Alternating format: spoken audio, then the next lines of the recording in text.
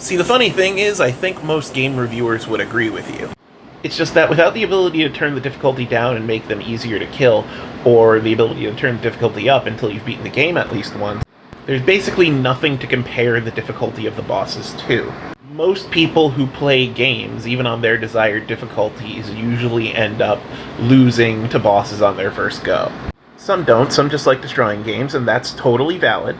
But the concept of bosses being a challenge isn't new. So what I'm curious about is, are these bosses considered hard just because there's no alternative? Because a lot of other games that would call this difficulty normal to then give you an easy alternative, reviewers usually don't even comment on the difficulty. That's partially because reviewers are expected to play and beat games in an absurdly short amount of time, which means if they run up against the challenge, they'll usually lower the difficulty. Without that option, it doesn't actually make the game any harder, but it does make the difficulty stand out in the reviewer's mind more.